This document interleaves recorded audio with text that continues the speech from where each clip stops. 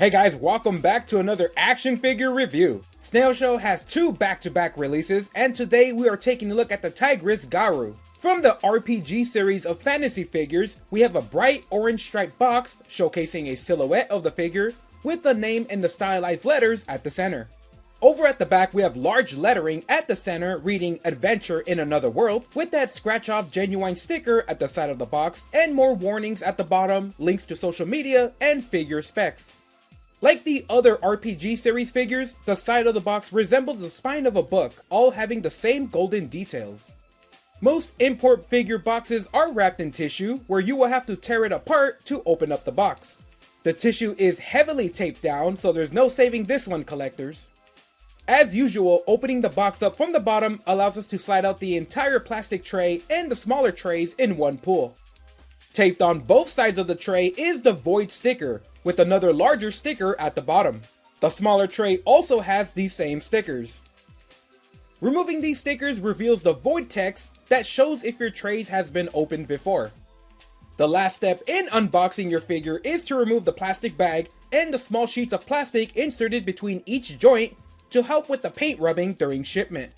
The fourth figure of the RPG series, we have the Tiger Garu.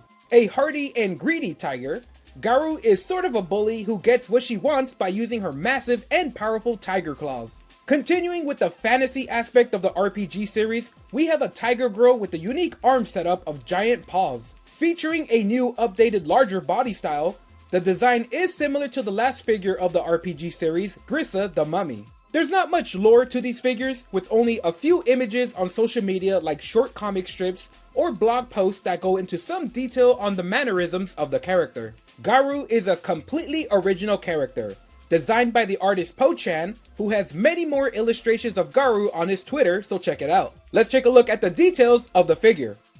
Garu has a ton of details on her head. Starting up top, we have the orange short hair, two-toned with orange at the top and white underneath, with sharp black stripes all over the sides of hair simulating tiger stripes.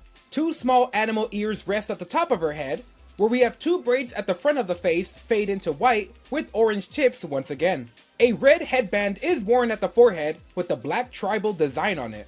A thin eyebrow and large eyelashes rest on top of the bright glossy orange eyes with the white cat-shaped iris. A small bump for the nose and a small pouting mouth with a single tooth sticking out on the side, with more small tiger stripes painted on her tanned brown cheeks. On the side, we see more of that short, wild, spiky hair combed downward, where we have more small braids on the side of the hair, and we have a better look at the black stripes detailing the hair and ears at the top. We can fully see the effect that the two-tone hair color has at the back of the head, with the white coloring at the bottom. A large golden bell hangs from the spiked neck collar at the chest, resting on top of the skin-tight red dress that only covers the front of the body. The red dress is detailed with more black stripes seen all over the body, wrinkles in the sculpting, showing off the tightness of the dress, and a large brown rope tied around the waist creating more wrinkles in the dress. Taking a look at the side of the chest, we can see that this dress is just a small piece of plastic barely held down by the brown ropes tied around the body and shoulders. Those large ropes tie into a very large bow-style knot at the center of the back. Detailed with the black wash to make the ropes look worn out, we can see other details here like the large scar on the back, the white high-waisted underwear, and the socket at the lower back that will be used for other accessories later in the review. A small cartoonish X scars the bare skin of the shoulders, where the biceps have a small red bow tied around it, covering the transition into that tan brown skin to the orange tiger striped arms.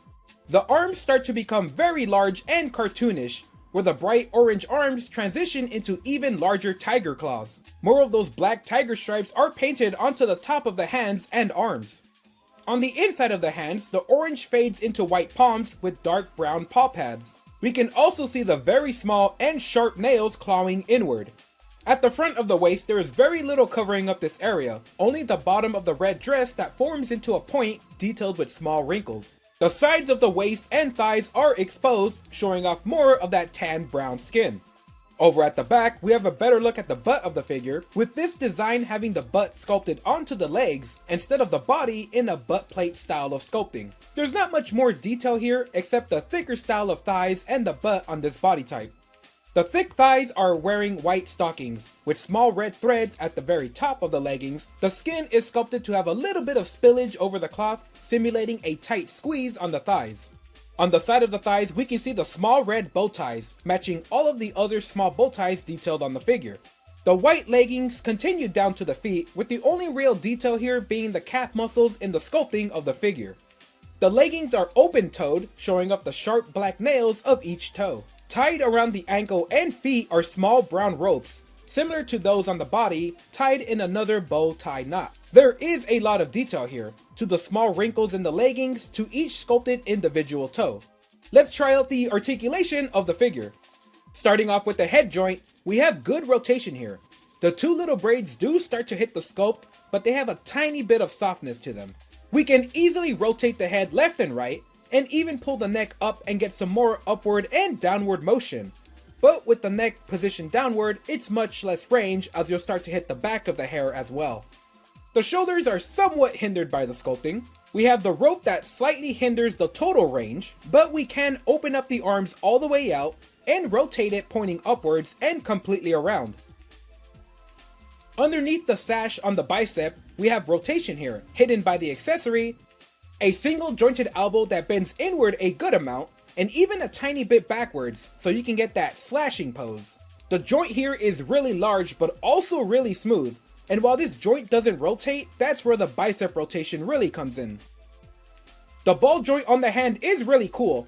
You have a nice range of motion that bends all the way around, while bending slightly inward and out. Not much, but great for this large cartoony shape.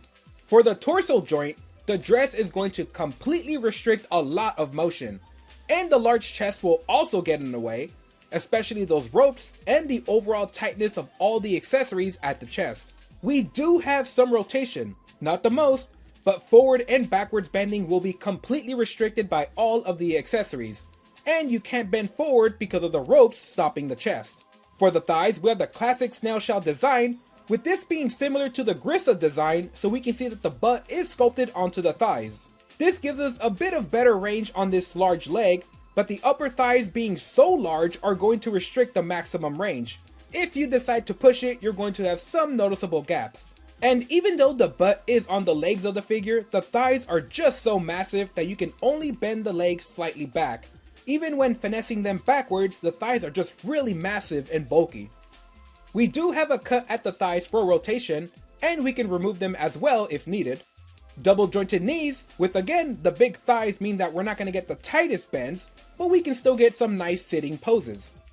The ankles bend up and down and rotate, with a twisting rotation at the foot. Garu is on the shorter, more chunky side of the Snail Shell figures, and gets compared to the earlier release of the larger body, Grisa the Mummy. Here we can see that Garu is actually on another level. With much thicker arms and thighs, we're dealing with a brand new sculpt. As a 1/12 scale figure, Garu stands just under 5.9 inches or 15 centimeters. Next to Snail Shell's Milk Tea Girl, we can see how much larger Garu is next to the more human-sized characters Snail Shell started out with. While the height isn't too different, the style really does make that difference.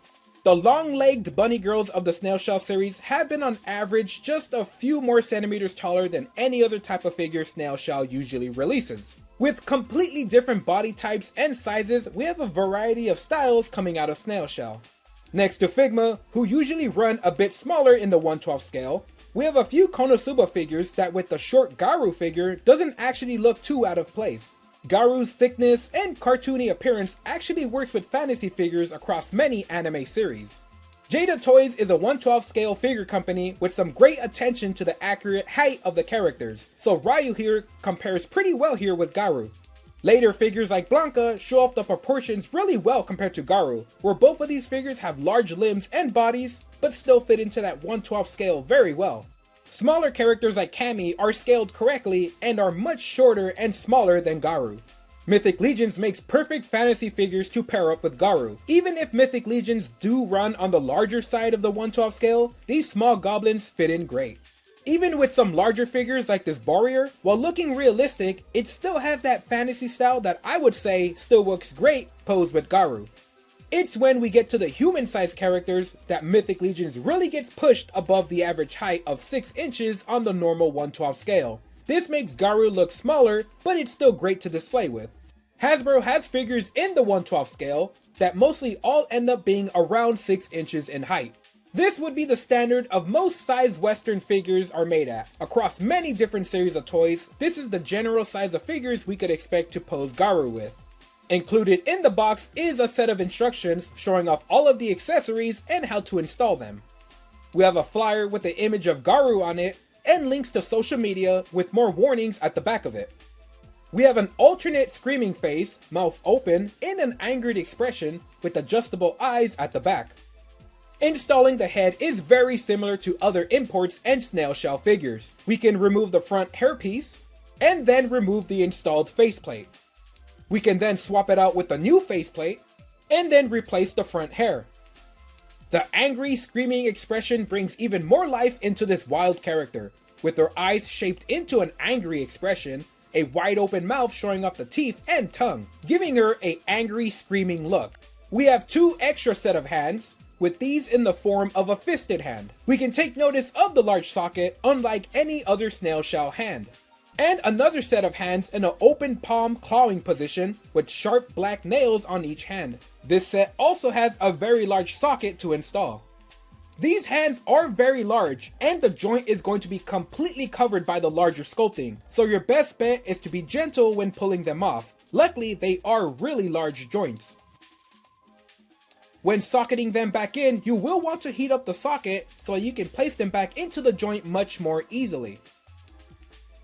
We have a tiger striped tail, fading from an orange to a white and then to a black tip. It's created with a metal wire inside of the soft plastic, allowing us to bend it and it'll keep its form. The tail installs into the back socket and holds on tightly. Wrapped in plastic is the fish bone weapon, made of a hard plastic with sharp tipped bones. Its blue fish head has small X's in the eyes, sharp jagged teeth, and overall a very cartoony appearance. The fishbone's tail fits perfectly into the pre-installed hands of Garu. We have a large piece of roasted meat with a white bone sticking into it. This bone can be removed, exposing the red meat underneath, and reinserted. Once again, using the pre-installed hands, Garu can carry the large piece of meat with no trouble at all. We have the Snail Shell eye poser tool, allowing us to adjust the eyes on the faceplate. We can use the tool to socket it into the back of the eyes, where we can then repose the eyes on these faceplates. We have the classic Snail Shell clear base, a clear arm with 3 points of articulation, a claw to attach to the figure and grab onto it, and the peg attachment to plug directly into the figure's back, and a pair of spare joints for the wrist in case those massive joints ever break. Snail Shell has released official images of this figure without the red dress and bow tie ropes around the body, although it doesn't seem there is an obvious way of removing any of these items, and the instructions don't mention removing of these accessories. So it looks like we'll have to completely disassemble the figure to get it out, and just remember to warm up the joints before removing them. To start, we're going to remove the waist and legs of the figure. The face is removed, as we will eventually have to remove the head as well. We grab the chest and the back and the waist equally, and give it a small pull. The joint will come apart easily, and now we have the bottom part off. Now at the arms. The bicep rotation joint here can be easily pulled off. It's similar to Grisa actually on how to install the bone arm accessory. Now you can slide out the shoulder without removing the joint. Now the rope bow easily slides out. We do the same method to the other shoulder. Remove the arm at the bicep, then slide out the shoulder. We can move the joint out of the way, and then the entire rope bow will come out in one piece. I have heard that this area is easily broken and comes apart, but using this method should not put any stress on this piece at all. Looking close, we can see how it's attached, and it might not have enough contact with the larger piece, but again, we don't stress this area while removing it. After running hot water over the figure's head, I removed it from this area specifically after heating it up. Now that the head is gone, we can just lift the dress off. We can see how this area is wet because it was under hot water, and now we can start to rebuild the figure. So let's start the rebuild. First, we pop in the waist joint back in, and then slide the shoulder back onto the joint, and then put the arm back on. We repeat this on the other shoulder, noting that the scar is on the top side, and then secure the arm back on. And finally, we will heat up the head socket back up with hot water and then install the head. And here is the complete figure without the rope and the dress being worn. We can pop the faceplate back in and now the hair to complete the look. So this small dress is the only reason we had to remove the head. But if you're uncomfortable with that joint, then removing the bow is still pretty easy to do. Without the accessories to get in the way, we can now use cloth clothing to dress her up if you wanted to with the official Snail Shell clothing. It's a bit of work, but trust in the joints. Snail Shell figures have great joints. Use hot water on weird areas like the head. You don't have to remove the shoulder from its joint, you just slide them off, with the smallest joint being the chest joint that once again comes off easily if you grab it by the chest and waist and do a simple pull. No twisting or bending, just a simple pull. Some of the details are hidden under the dress and ropes, where we can see the high-waisted cloth underwear tied at the waist, with small details like folds sculpted into the cloth. The stomach here has some muscle tone to it, and some visual shading as well. The chest is featureless, lacking any nipples. Looking at the back, we have similar details to what we saw in the front. The cloth high-waisted underwear, a large scratch on the back of the figure, and sculpted onto the body is that visible toned back line and dimples on the lower back. One thing to note is that the brown ropes did stain on the back of the white paint. What a unique, stylish figure that has a ton of details, smooth articulation, and another great figure in the RPG series by Snail Shell. I can't get enough of all the different body sizes that are being used on Snail Shell figures, really making each figure in the RPG series look amazing and unique. The bright and colorful paint used, the cartoony accessories, and just how well designed the figure is, Garu is a blend of cute tiger girl with the silliness of a cartoon character. Once again, Snail Shell experiments with new designs, and I'm really impressed on the large paw hands of the figure. The smoothness of the wrist rotation, and not to forget, those joints can hold up the weight of the massive accessories and hands. On the press release of the figure, Snail Shell claimed they had over 1,000 paint applications on this figure, and 120 padded presses for those tiger stripes. And I believe them, this figure has a ton of painted details, giving her a great tiger look. Accessory wise, we only have 2 faceplates in total, and I really do understand that these glossy, adjustable eyes, they probably want to limit the amount they spend on alternate faces. But like some of the other figures, I would gladly take on faces with no adjustable eyes, just for more poses, like a sleeping face or a knocked out X for the eyes. The alternate hands are amazing. While very simple, these large paws are so animated that they look great in any pose and are easy to swap. The giant fish, the meat, are all great accessories that can be posed in many ways with this figure, and really help her stand out in your collection when you see a large tiger girl using a fish as a sword. The adjustable tail is very nice, although I'm always worried about bendable metal rods that eventually break over time. This will be a set and forget type of accessory for me. While waiting for my figure to arrive from overseas, I did see a few reports about the bow in the back breaking. While mine seemed to be fine, I was more worried about accidentally ripping off the tiny bows on the feet and thighs. They are a very nice detail for sure, but I have to keep an eye on where I grip onto the figure, as these details are extremely tiny and could probably be rubbed off if I tried hard enough. Another excellent figure from Snail Shell. Garu is a perfect mix of lewd, cartoony, and color that really makes her stand out in your collection. When talking about quality figures, Snail Shell has really gained a great reputation regarding quality. Having to completely disassemble the figure to remove some of the accessories is a bit scary, especially if you're just starting off collecting these figures. But I've been reviewing Snail Shell for a while now, and I've learned to trust in the joints. They may be very small, but they are quality. Garu has just recently released, and as of this review, you should be able to pick her up for near pre-order prices. But Snail Shell figures do go quickly, and then you're stuck paying the late tax. Once again, I am completely satisfied with Snail Shell. They keep on releasing unique looking figures that are really pretty to look at, liven up my shelf of action figures, and sell at a price that's really competitive when you really compare it to what you get at this quality. A fun, charming figure, Garu is definitely worth picking up, especially if you're looking for that beast woman type of figure that we really don't have a lot of options of, especially strong characters like Garu.